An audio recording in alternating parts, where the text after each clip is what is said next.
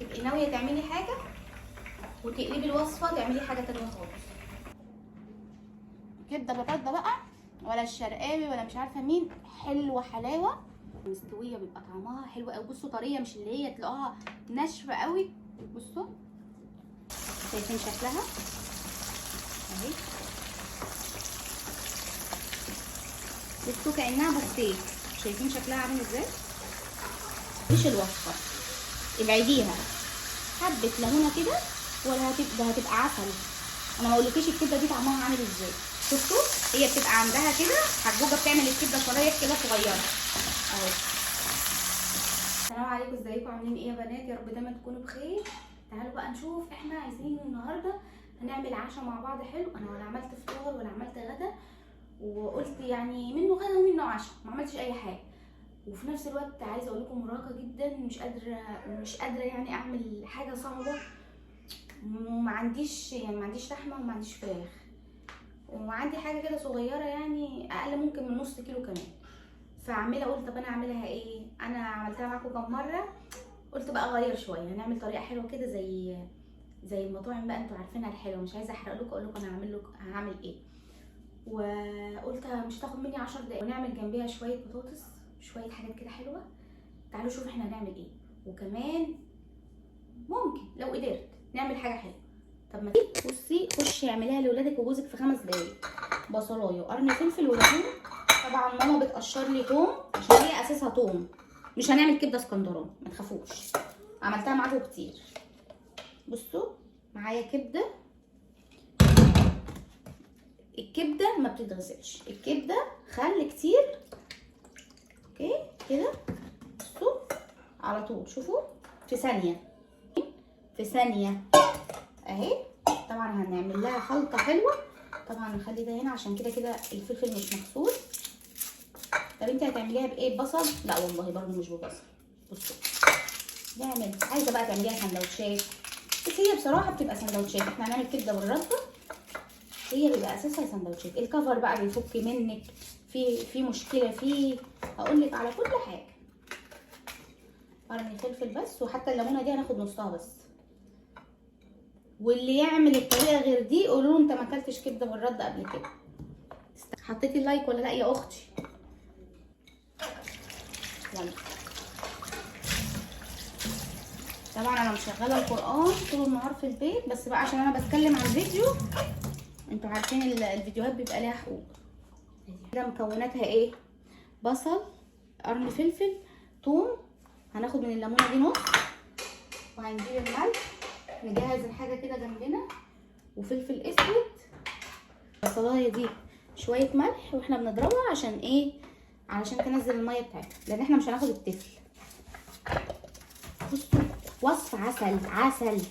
تعملي بقى شويه طحينه، حته بتنجانه كده، ولا شويه مخلل. انا عندي بصراحه بتنجان، وكمان نعمل شويه جرجير كده. يعني بصوا وصفه سكر اهي. بصوا احنا مش هنرمي التفل بتاع البصل، احنا هنحطه في كيس وهنشيله في الفريزر. هناخد بس الميه. هنعمل بقى مثلا اي خلط هنا شويه ملح كده عشان ينزل الميه بتاعته. بعد كده نعمل التتبيله. عيني بقى لو وصلت للدقيقه دي من الفيديو ما تبخليش عليا في اللايك، امنتكم امانه اهو. نعمل شويه. انا قلت ايه؟ ابعت يعني هجيب اكل، مش هجيب اكل من بره. وما بحبش الكفته والفراخ المشويه بتاعت بره دي، ما بقبلهاش والله يا بنات. لازم كده يعني، حتى تاكليها تقولي مثلا ده حلو، التتبيله بتاعتها حلو، بس انا ببقى خايفه هي متنضفه ازاي، مش عارفه بقرا.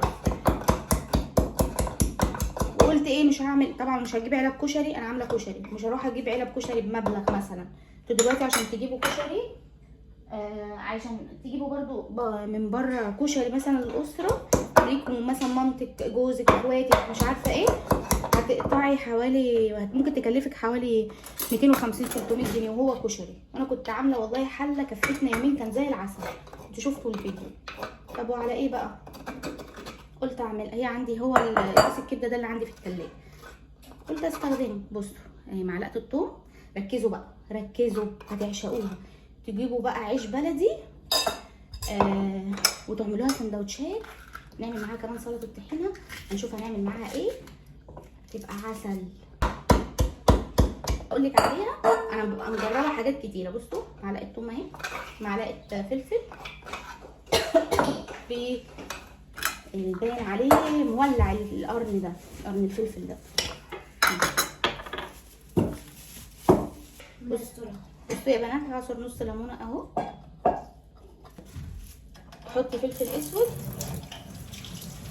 شويه كده حلوين، يعني فلفل اسود كتير، ما بنحطش كزبره.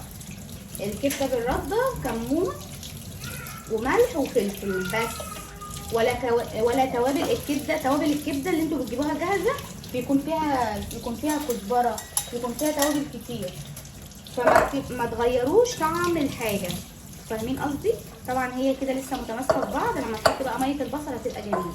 اعملي بس كده، هتبقى حلوه قوي قوي.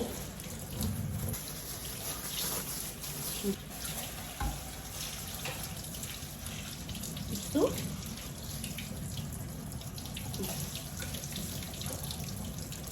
تمام اهو اهو. بصوا بقى الكبده اهي. مش بتحط لها توم باودر؟ ايه؟ مش بتحط لها توم باودر؟ لا. هو ايه الراجل ده؟ دي مش كده، ده كلام. طلعت حاجه تانية؟ لا هي استنى.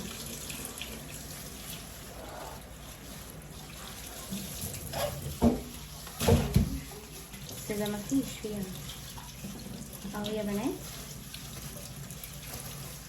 تمام.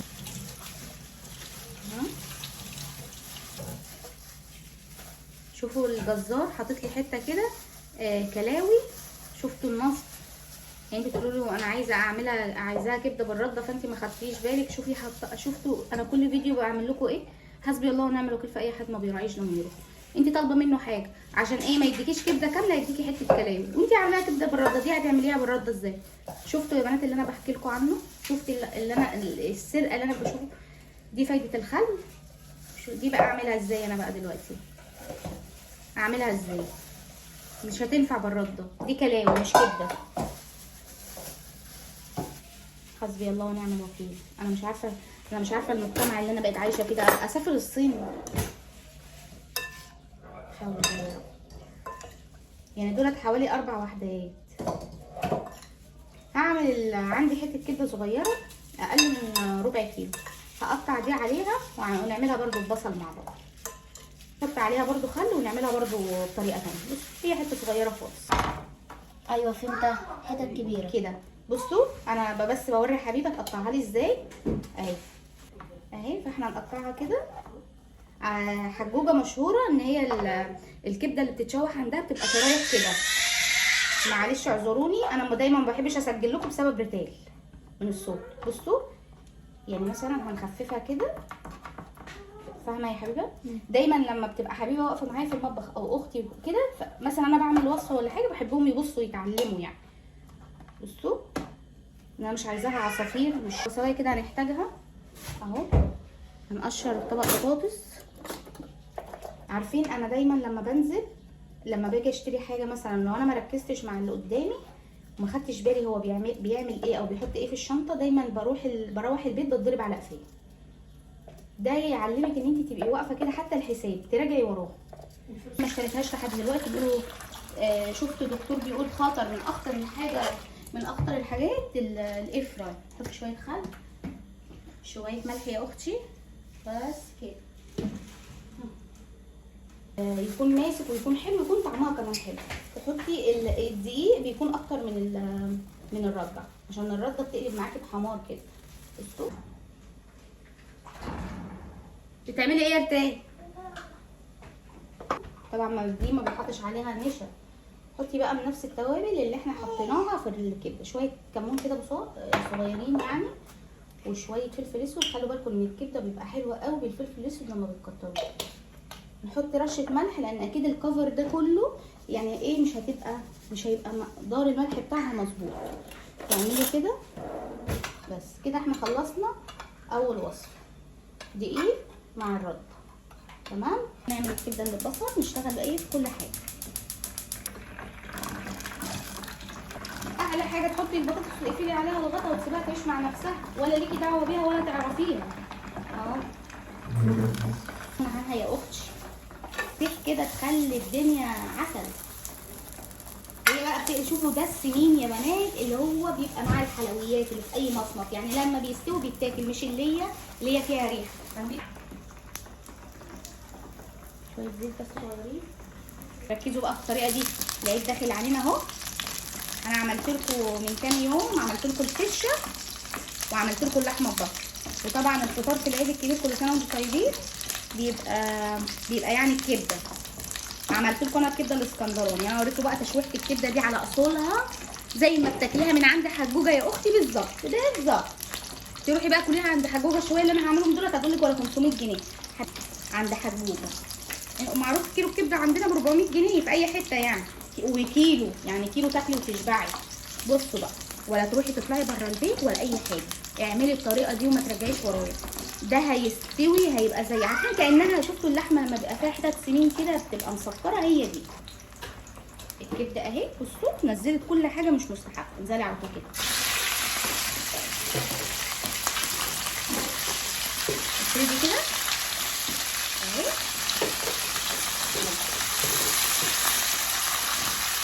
بصي هتلاقيها بتغير لون على طول.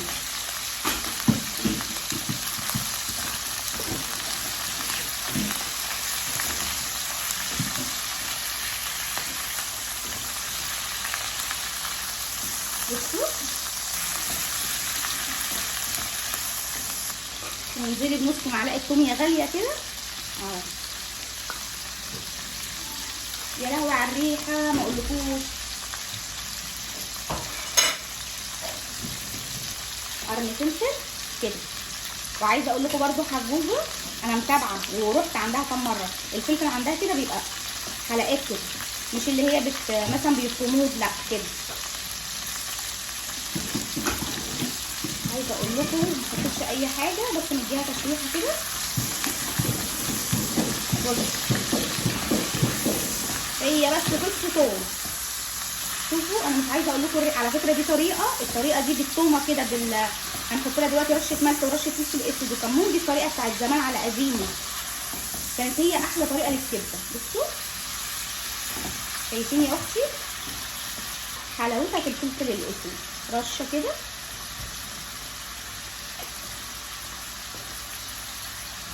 رشه ملح. انا عارفه اسيب لك حته الكبده عشان تعمليها بالطريقه دي، ماما بتحب الكبده بالطريقه دي قوي. بصوا يا بنات، حته بصلايه صغنطوطه هتديكي بقى تسكيره كده اهو مع الكبده. يعني بصي متشوحه تحفه. اهم خطوه في الكبده لو ما عملتيش الرشه بتاعت الليمون دي ما تعمليش. بصوا دي كبده كده على قديمه، حاجه كده مش متغير طعمها، مش مليانه بهارات، ملح فلفل اسود رشه كمون، نحط رشه كزبره بسيطه رشه ولا ربع معلقه. الله على الريحه. نحط حته سمنه بلدي بقى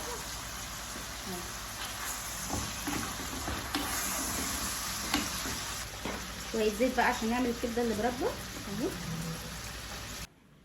بصوا اهي الرده اهي بالدقيق. نجيب الكبده حوالي ربع ساعه بتسيبيها في التتبيله، نص ساعه عشان ما تتهريش منك. بصي اهي تعملي كده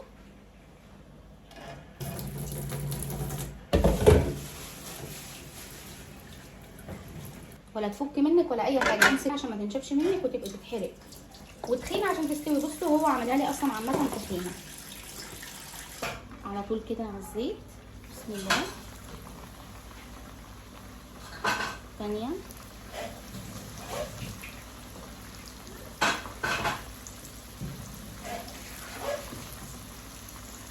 بصوا عمل لي الباقي ما فيهاش، عمل لي الباقي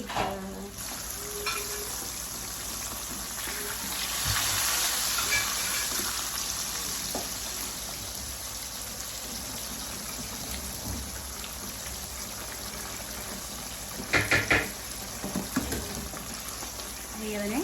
بصوا الكبده اللي احنا شوحناها مع بعض، عايزه اقول لكم الصوص ده عسل وشويه بطاطس، وحطيت كمان غسلت جرجير وحته بتنجان مخلله. بس انا عايزه اوريكم الكبده بتبقى الله على طعمها.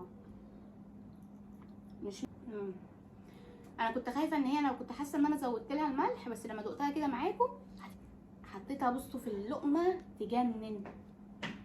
خلينا نحطها كمان شويه صوص من ده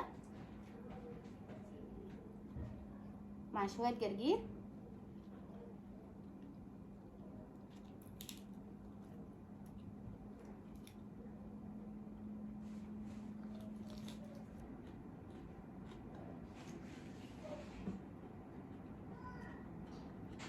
الصوص اللي احنا مشوحين فيه الكبده ده حلو قوي يا بنات، اعملوا الطريقه دي والله.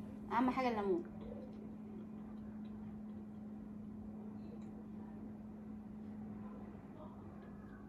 لازم تجربوا، اعملوا الكبده بالرده دي، ما تخلوهاش رقيقه عشان ما تنشفش معاكم. ما تحطوش رده بس، حطوا مع الرده دقيق ودول يا احلى كبده بقى. حته كده كلاوي على حته كبده، شويه كده في الصوص، الله. خلاص يا بنات، هقعد بقى نفطر ونتغدى ونتعشى. جربوا الطريقتين بجد احلى من بعض. ولو وصلت بقى للدقيقه دي من الفيديو متنسيش اللايك والاشتراك في القناه. بحبكم قوي، اشوفكم في فيديو جديد ومع السلامه، باي.